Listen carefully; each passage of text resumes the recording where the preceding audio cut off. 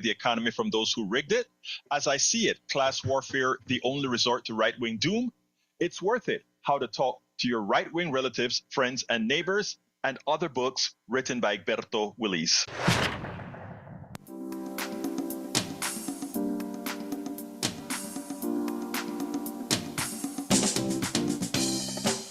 Welcome to Politics Done Right. My name is Egberto Willis, your host. Good morning, Houston. Good morning, Harris County. Good morning to the great state of Texas. Good morning to the United States of America. And of course, good morning to the world receiving our signals through the magic of the internet. Anyway, folks, we are going to have a great program for you today. We have a great interview, but we'll talk about that a little later. Let's go move it on to the geniuses in the studios, the people who really make things happen around here. El Señor Reynolds y el Señor Van Beba. Well, Van Bepper needs to be top billed this morning. He took the trash out for me. Thank you, Jack. You're welcome. And helped me bring in a very heavy computer that's going to be replacing one of the computers that's online right now. So All right. he's top billing. So the geniuses in the studio, Jack Van Bebber and Oliver Hardy. Oliver. Gee, Ollie. Well, gee, this is another fine mess you've got me into on Tuesday, the 11th of March, 2025. And I was just reading about all the Trump backlash that's going on right now. It's lovely. Well, you know, the And famous. the Teslas are burning. Oh, yes. 5 of them burned yesterday, I think, in California.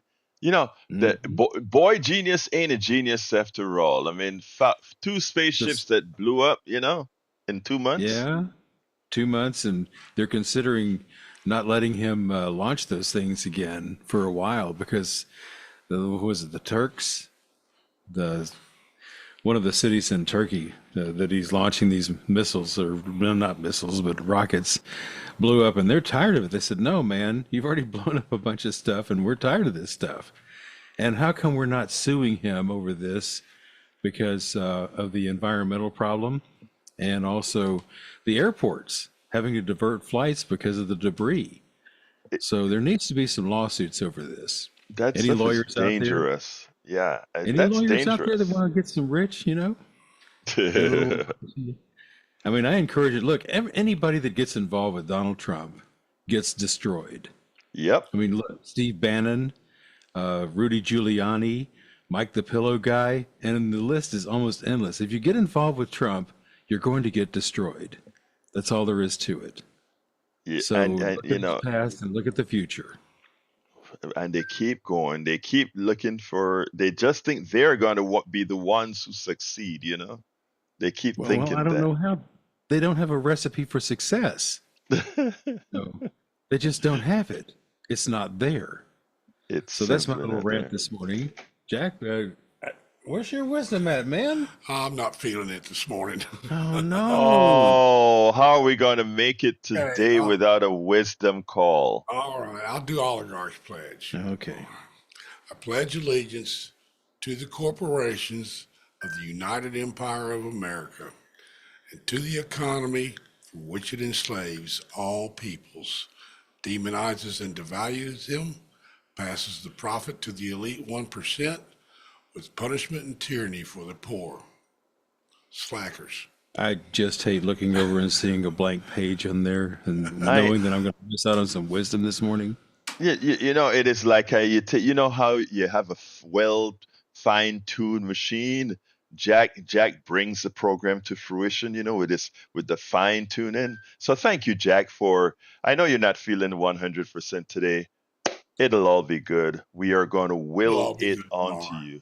We are going to will goodness onto you, sir. Anyway, we're going to have a great show for you today, folks. Title of the show today is, if I can find it, Working Families Party National Director Speaks.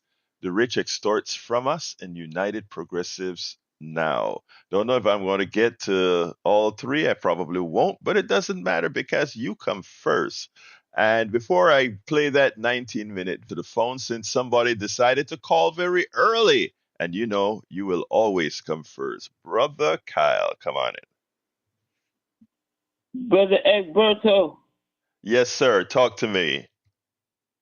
Yes, sir. I have completed the 3.1 miles run.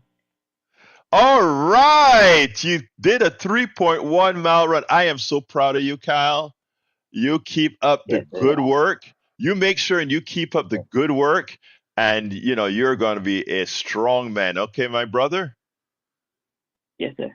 You have a wonderful rest of your day, sir. Yes, All sir. right. Kyle did 3.1 miles. Let's give a big cheer for brother Kyle. Anyway, folks, let's go ahead and get started early because this is a fairly, not long, but average length video. Let's go ahead and get that started. Welcome to another edition of Politics and Right. My name is Egberto Willis, your host. Today, we're honored to have, once again, Maurice Mitchell. Maurice Mitchell is the national director of the Working Families Party. He's a visionary leader in several social, racial, and economic justice movements. Maurice.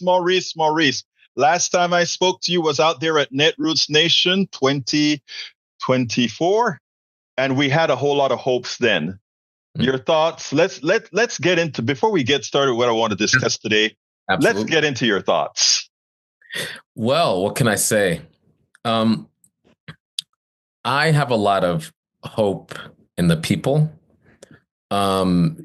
November's election did not go the way that we wanted it to go. However, what I've noticed is that so many people, even some people that voted for Donald Trump, are recognizing what's taking place, are recognizing the extent of the theft, the extent of the rank corruption. And I'm seeing on the ground a movement that is building that gives me hope that the people will do the duty that only the people can do in putting and checking an authoritarian. That's what I want to say. I know the past month or plus has been really disconcerting for a lot of people, has been disturbing for a lot of people, but the grassroots are ready to lead in this moment. I know sometimes it could be disheartening to look at Capitol Hill and be desirous of elected officials to show a certain type of leadership and a certain type of public courage. But I just want to remind people that, in general, politicians aren't fonts of public courage, and whenever politicians steal their back, it's often because the people and mass movements have stepped in and gotten in motion. And we're seeing that. We're seeing that all over the country, not just in quote unquote blue places, but we're seeing it in all types of communities, because people are really concerned that the wealthiest person on the planet is engaged in the most egregious theft and abuse and corruption imaginable on behalf of Donald Trump and MAGA. And so I think and know that we will stop it through our organizing. Well, with organizing, I just wanted to say the edict that came out, I think it was today on Truth Social, where Donald Trump threatened colleges, stating any college that has illegal protests, and I don't know what illegal protests really means. But I have no idea what that means. Will lose their funding. People will be arrested, and foreigners who participate in that will be thrown out of the country. What do you think that'll do to the grassroots as far as putting their bodies out there? Well, this is directly from the authoritarian handbook, right? So authoritarians, far right bullies, this is what they do. They often target colleges and universities because they're places where there's a lot of free speech. There's a lot of young people with open minds, and there's a lot of intellectual discourse. They want to crush that because they want you to only toe the government line, right? So this is the process. This is part of the process. And I think it's going to actually awaken a lot of students, awaken a lot of faculty. I just saw some faculty release a statement in response to this. So I think what Donald Trump and MAGA don't recognize is that they did not win an overwhelming mandate. Mm-hmm. Right? They didn't. Well, they didn't win 50% of the vote, not No. even 50%. Yeah. No. And one of my takeaways from the election is that the reason our side didn't make it was that millions of people who knew what time it was, who understood the assignment, who knew Donald Trump was a crook, didn't show up. And that's something that we have to take seriously. And that's something in the next elections we have to remedy. We have to make sure that we have a deep and trusting relationship with everyday working people, and that not only do they understand what time it is, but they complete the assignment. And that's our job as organizers. But the reason I say that is that I want to remind people that tens and tens of millions of people did not vote for this man, voted against this man. And he won by the smallest fraction of a margin and did not win more than 50%, which means he's likely to engage in overreach. He's likely to do things that nobody voted for, nobody wanted, even some of the people that voted for him. A significant percentage of the people that voted for him are not MAGA loyalist or MAGA cult-like people. There are people who gave him a shot for all types of reasons I deeply disagree with. Many of those people are second-guessing their decision. When they've handed him the ball, and instead of lowering the prices of eggs or lowering the price of basic goods or making their lives easy, he's used that power in order to attack universities, in order to fire workers or simply providing services like Head Start or aid to needy children, right? Just hardworking people who are providing services that we all depend on, or go after his enemies, right? It's been more than a month and he's done nothing. In fact, inflation has increased. The price of eggs have increased, right? So as more and more people recognize that this has been a smash and grab robbery, that's basically what it is on a historic level. A lot of people are going to get in motion. Some of the people that voted for him who aren't Trump loyalists are going to wake up to the fact that they've been played, and they're going to be angry, and they're going to join a growing opposition.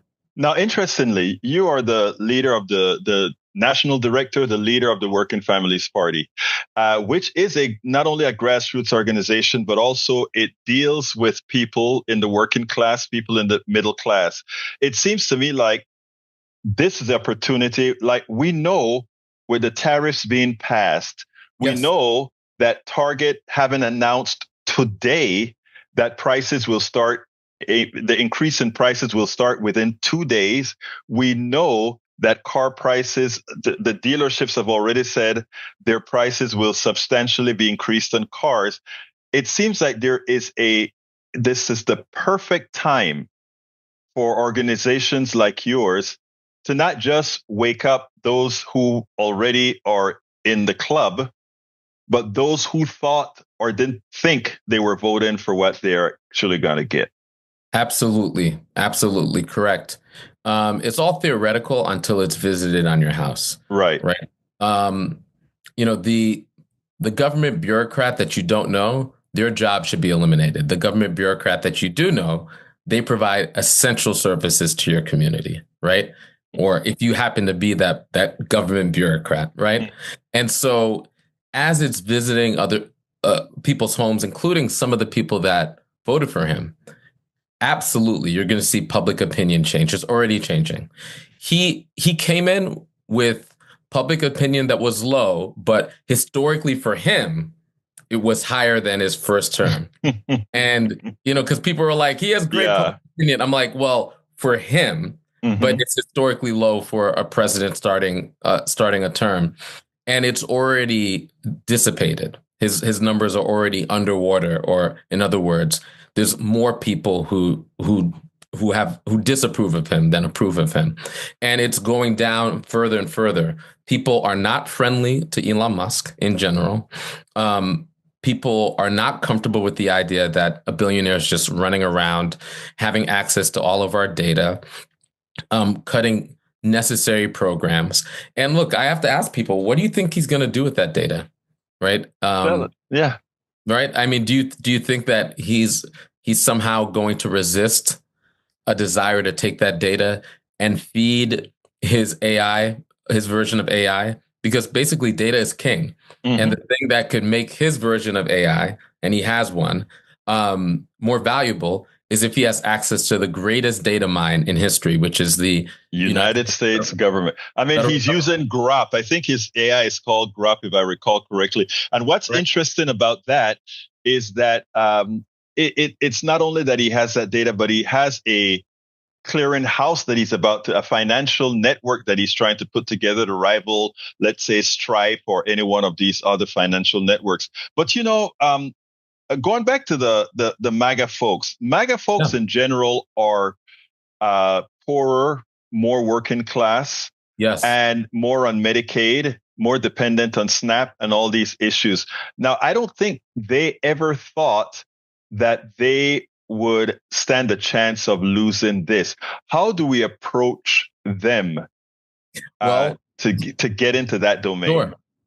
This is, I have to say in advance to your audience, right?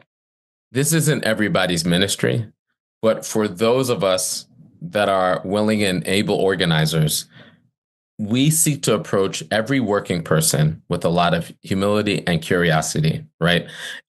Because there's an opportunity to scramble the political lines in this moment when we know that rural communities receive more federal funding than urban communities. And we know many rural counties went to Donald Trump.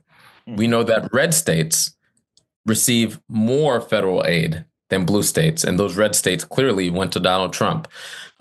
We know that there are millions and millions of poor people across race that depend on SNAP benefits, that depend on Head Start programs, that depend on Medicaid, across ideology, across party affiliation.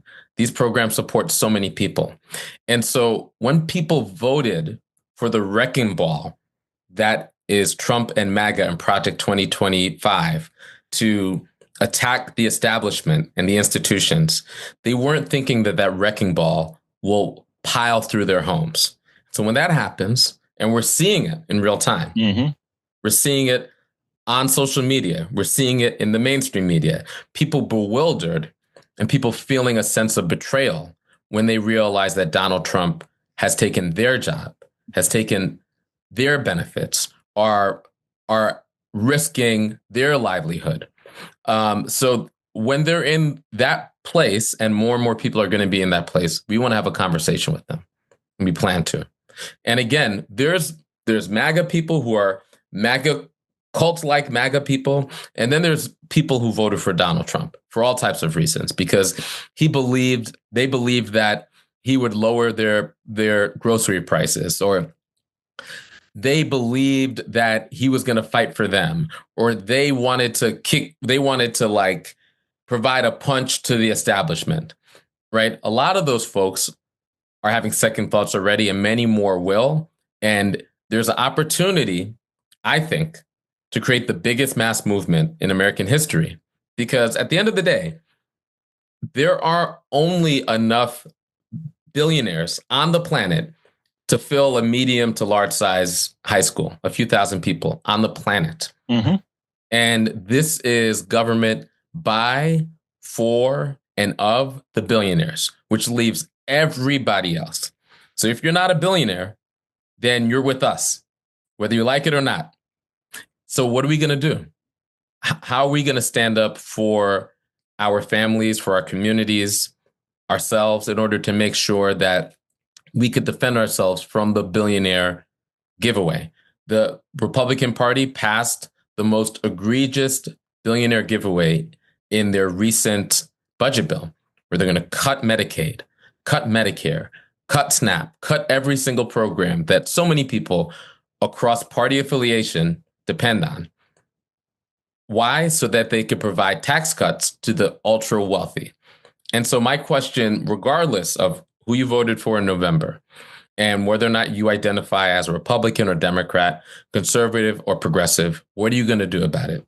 Are you going to take it sitting down, or are you going to stand up?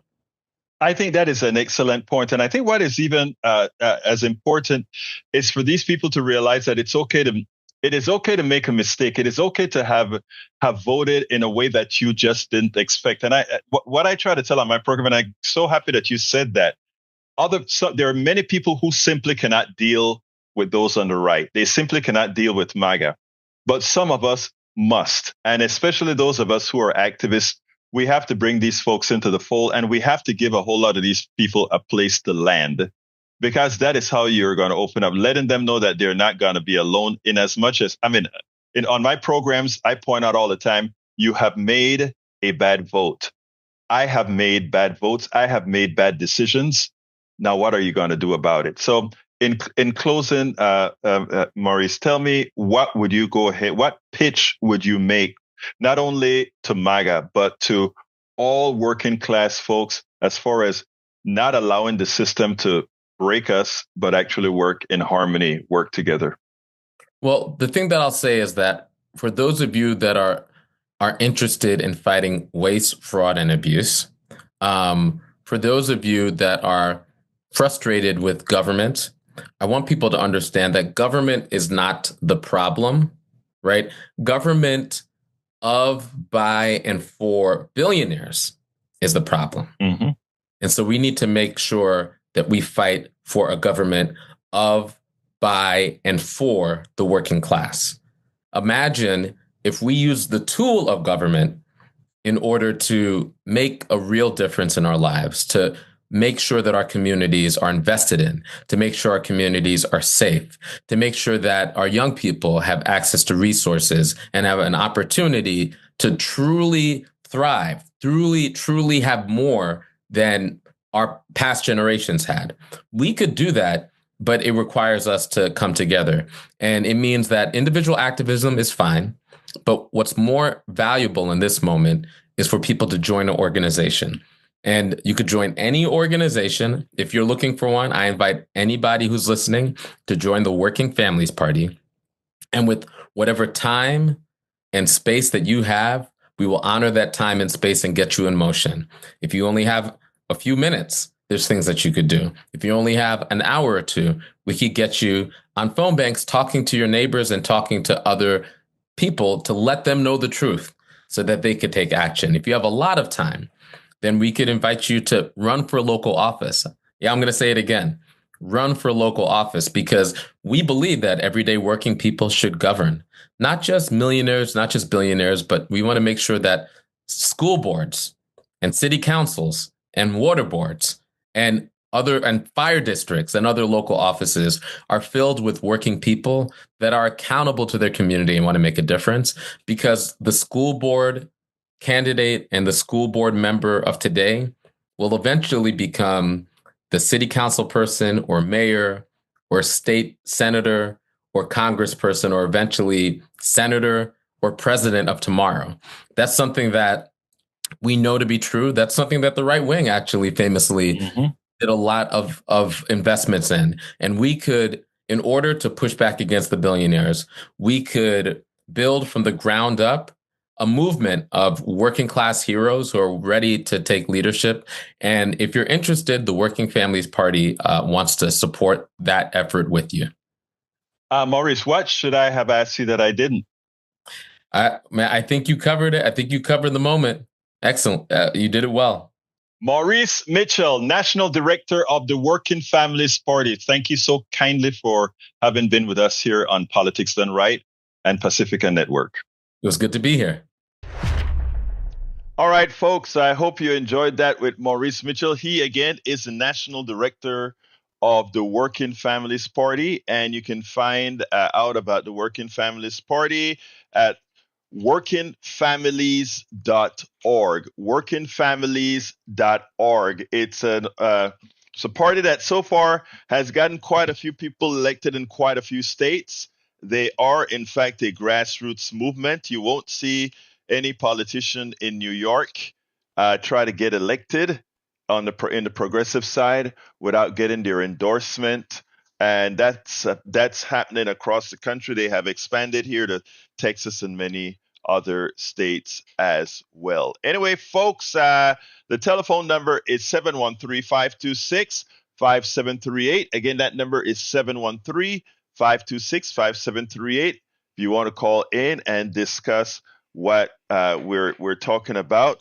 By the way, I want to thank everybody listening. Our fund drive ended on Sunday, and it was a successful fund drive. We made a little bit above the amount that we were seeking, but it's never, ever, ever enough for these community radio stations because of the tight budgets we run on. So do remember, you can always continue giving in the name of politics done right by going to politics done right, or by going to kpft.org, hitting that donate button, select politics done right as the program you're supporting, and then giving whatever you can. Because again, community radios always need your support. We have some other topics to cover here. Specifically, I want to talk about one that was not on the list because I came across it this morning. And this one hurts to the core. And this one is the reason why we need independent media. The title: Washington Post columnist resigns, says publisher killed column that respectfully dissented against Bezos' edict. As you guys remember, Bezos said that it will not support anybody writing anything other than free markets, about free markets, and something else. In other words, he wants the opinion column to be a right wing engine. Okay, folks, let's see. I think there's Kat on line one. Come on in, Kat. Good morning, Egberto. Good morning. How you doing, my dear? I am surprised to be awake. Well, I'm glad you're awake to listen to us this morning. So thank you so kindly. You're welcome. I love your show. I've been following it for a while, but usually later on in the day. when I'm Oh, actually... okay. Anyway, what's up? Well, I am a recent transplant from South Texas. I lived, if for people who don't know the geography of Texas, I lived in Port Isabel, which, if you look at the map, is the very point at the very, very bottom of Texas.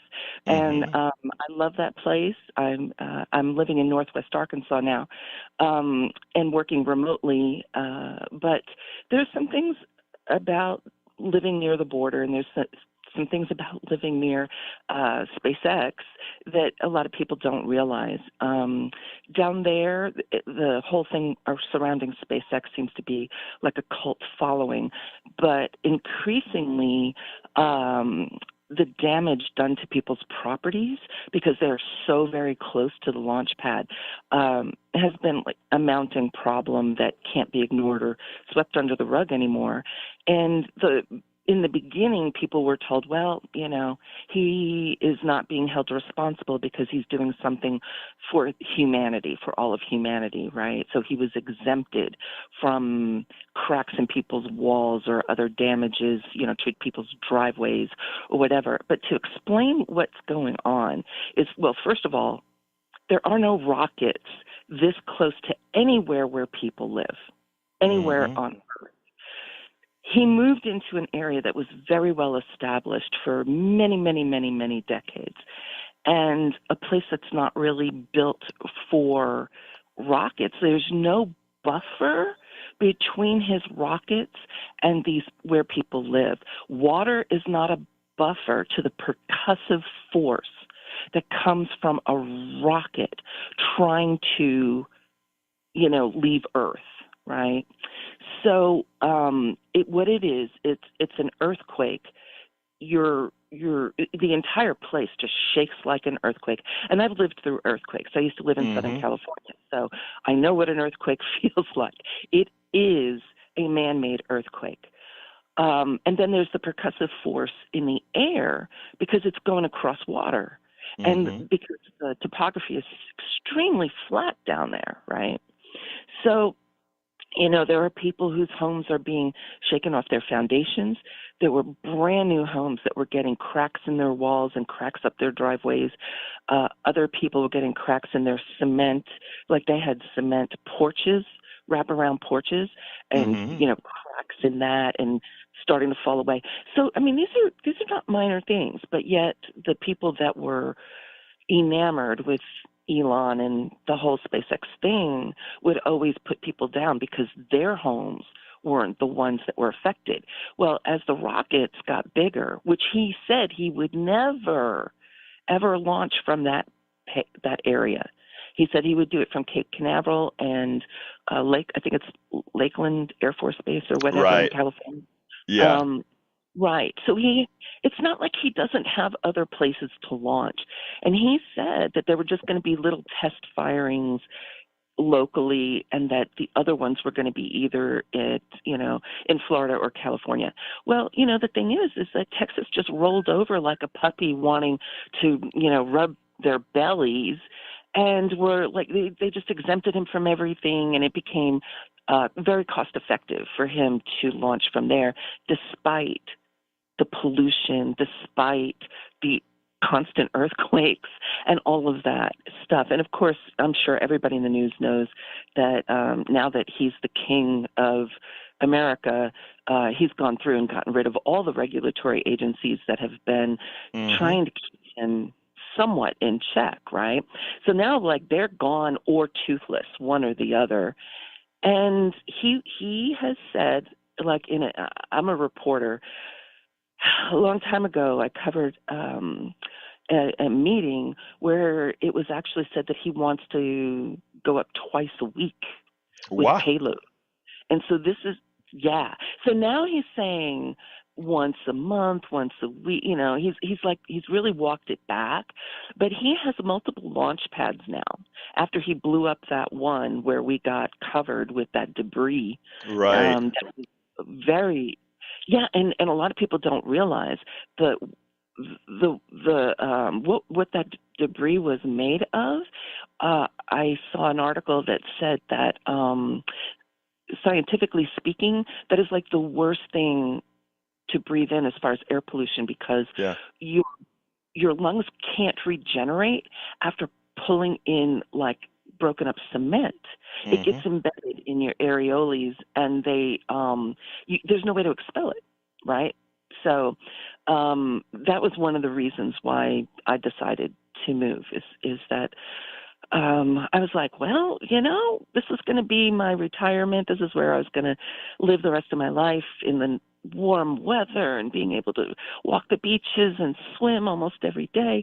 But if I can't breathe, what's the point? Not only that, the pollution. I mean, what a lot of folks don't understand is when you're burning that amount in such a short amount of time, because the amount that has to be burned to get a payload that heavy off the ground, the pollution is Yeah, huge. It's it, huge, and to have it in a populated area, it is amazing. But Texas doesn't care about its people. I mean, if you take a look at I want everybody to listen to this. First of all, listen to Kat's testimony because that just proves a point. Even with the way we deal with fracking in Texas, there are West Texas ranches where all that mhm. pressurized frack water is bubbling up and killing their cows and making their farmland useless. We're a huge state, and they just think, we allow these guys to go around and pollute all over. If you fly over West Texas, you can see fields of fracks. And think about, let's just say 1% of those closed wells failing, what it does to the not just the topography, but what it does to the regeneration of that land. So, Kat, I get what you're saying, and I am glad that you brought that testimony to the audience because you can only be fooled for so long. Anything else you want to say before we go to Patrick? Sure. The other thing is that the reason why he is there, and the reason why we also have the LNG ports, people keep talking about that pipeline that was only for Mm-hmm. export, that was liquid natural gas, and that used to have, I know I'm saying the wrong word, but in your mind it'll be the picture. There used to be these like sand dunes that were to, let's say, the southeast Mm-hmm. of this certain highway that connects Port Isabel to Brownsville. And it was actually grown by dumping sand, and, the municipalities in the area were Mm-hmm. trying to ameliorate the people were having all kinds of problems breathing down there because of the sand, because the wind would just come and blow the sand, and it was just in the air and people were breathing in it. It was really, really bad. So it caused asthma and things like that. Well, since LNG came in, LNG didn't even ask permission. They just flattened that whole area back out after they spent like probably millions of dollars dumping sand there to build it up back in I think in the 70s or 80s, Mm-hmm. right? And everything was just so wonderful down there. The air was just so nice. But anyway, all of that has been flattened out. And then everybody was walking around with like a smoker's cough, and me included. And I'm not a smoker, Mm-hmm. you know. And so like my throat was constantly swollen, and I had this like smoker's cough. And then so between the LNG obliterating the land and what SpaceX was doing, I was just, you know what, I'm done with Kat, this place. I hear you. Um, I used to vacation out there in both North and South Padre Island, and I remember how beautiful it was in the 80s. And yep, we've sold out our state. yeah. Oh, so the most recent news article on something completely different is apparently Homeland Security busted a bakery down there. They took the husband and wife owners and threw them into some sort of custody, and that when they got hauled away, the local community was up in arms because these were not, like drug dealers Right. or criminals or gun runners or anything like that.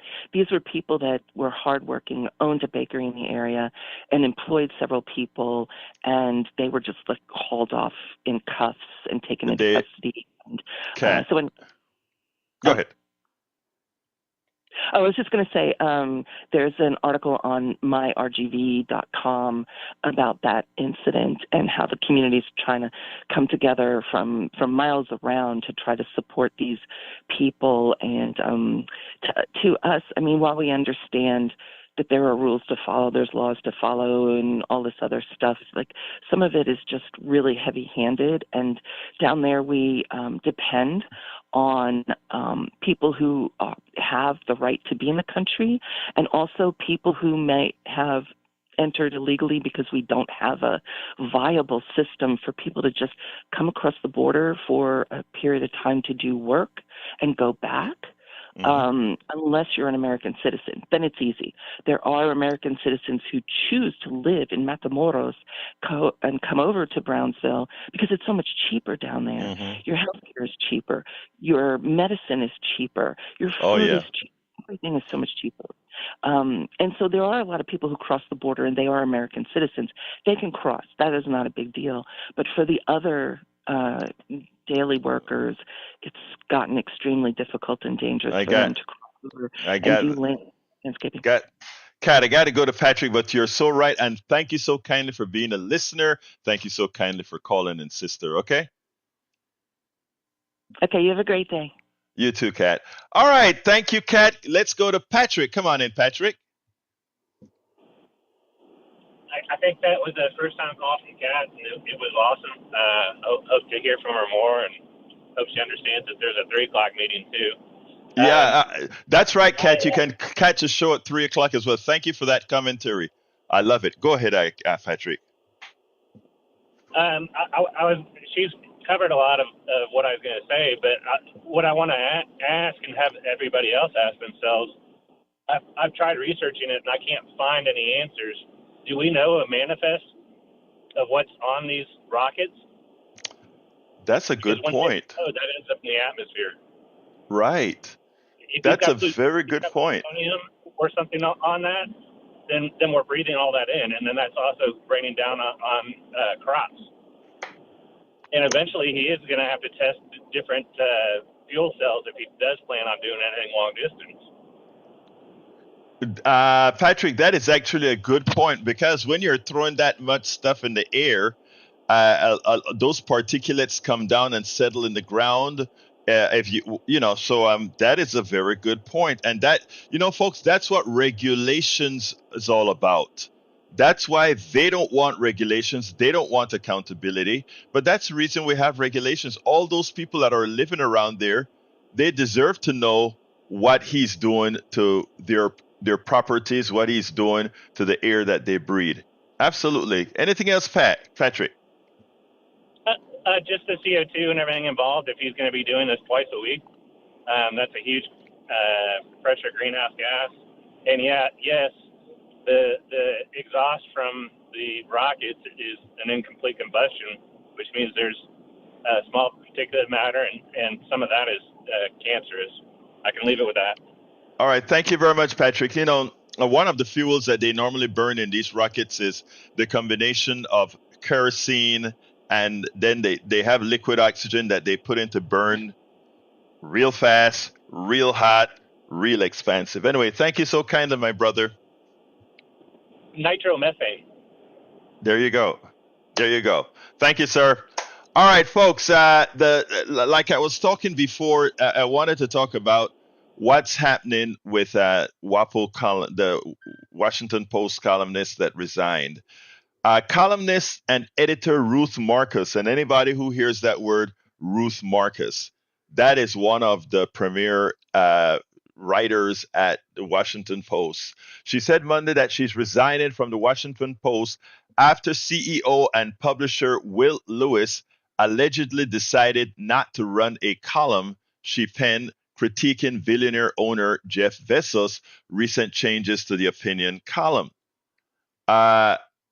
She said in the note, which is addressed to both Bezos and Lewis, Marcus wrote that as an opinion writer, she was honored to offer commentary that readers could be assured constituted her best independent judgment of the topic at hand. Unfortunately, her opinions, uh, her opinions were not wanted any longer if it didn't conform to Bezos's edict, to Bezos's command. In late February, Bezos, who has owned the paper since 2013, announced a major change in the outlet's opinion section. From now on, the opinion section will advocate for personal liberties and free markets, and viewpoints opposing those pillars will be left to be published by others. That's what he said. What the hell does personal liberties and free markets mean? That just simply means you can't say anything against one, Trump. You can't say anything against unfettered capitalism. You can't say anything that tries to create any kind of social program that supports us all. That's a translation for those two words or those two phrases. The section's editor, David Shipley, decided to depart the paper, and they lost thousands of subscriptions after Bezos made that statement. The move was denounced, including by the Post's own chief economics reporter, Jeff Stein, who called it a massive encroachment on the Post's opinion section and said that the move makes clear dissenting views will not be published or tolerated there. We've spoken about the Powell memo for decades. Lewis Powell was the who became the Supreme Court justice after Nixon appointed him. Was once, I think it was a lawyer for the Chamber of Commerce, and he wrote a note pointing out that and I'm paraphrasing, but it pretty much said that as Americans became more intelligent, as Americans became smarter and started asking questions, why is it that we do the work and those with capital get all the spoils? Why is it that we have no real access to success unless invited into the fold, invited into the group, into the millionaires group, into the billionaires group? A lot of people think we're a meritocracy. Folks, we have never ever been a meritocracy. Everybody that has gotten into the club, if you will, was invited. And it is hard for folks to realize that that is our reality, but that is our reality. Every rich person got invited, and if you doubt it, people say, "Well, look at how this person created that company, and they made it big from the start." And it all started that if you don't have capital, you have somebody who makes a conscious decision based on subjective values, whether you are going to get that business loan, whether you're going to get whatever. And if for some reason they don't like you, whether you are competent or not, it's no. Meritocracy sounds good, but we have never been a meritocracy. Folks, the telephone number is 713-526-5738. 713-526-5738. Today we've only got 2 calls so far. Normally we get a bunch. Anyway, 713-526-5738. So what the Powell memo said is, in order for us to ensure that we maintain this form of what I call antiseptic slavery, in other words, not a meritocracy, we decide who succeeds, we have to infiltrate the colleges, we have to infiltrate the media, we have to infiltrate the churches, and we have to go out there and create the narratives according to what we believe, whether true or false, for which they created the Heritage Foundation, the Cato Institute. And every time you see a study that comes out of the Heritage Foundation or the Cato Institute or any one of these conservative think tanks, understand what their genesis were. Understand that these institutions were created to fight against people becoming more progressive, people becoming more intelligent, people becoming more enlightened. Because an enlightened population means questions are asked.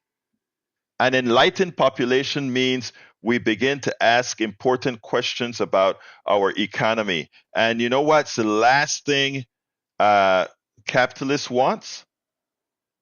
The last thing that they want is for you to ask why. Because anytime you ask why, you will finally realize that this is not what you thought it was. I mean, look around Houston, look around the bus stations, look around everywhere. There are a lot of people out there going to work every day, and all those people that you're seeing, you're looking at a whole lot of people that were denied their successes, not because of their abilities, but simply because they were not invited into the club. And in that light, I did a piece that I called, let me look it up here.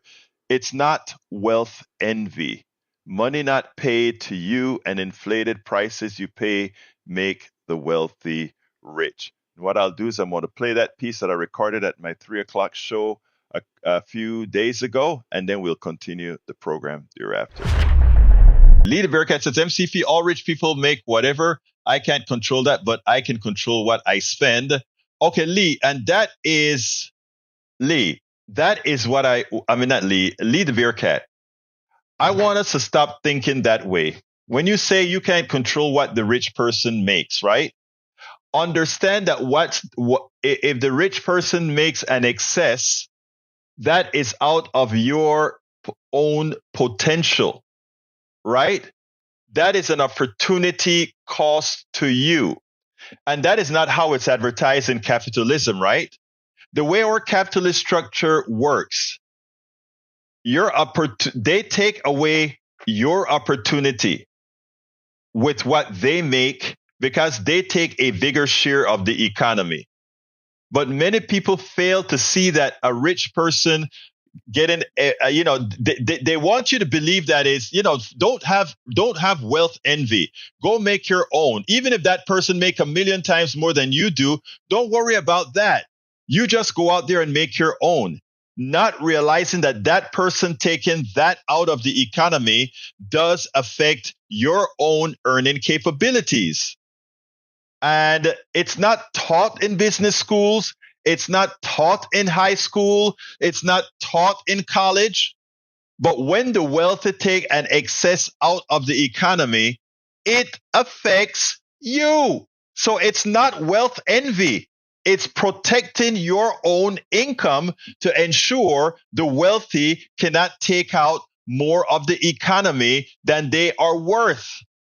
And that's what we have. That is why we have income inequality and wealth disparity, because they take that which they didn't earn. And until we understand that,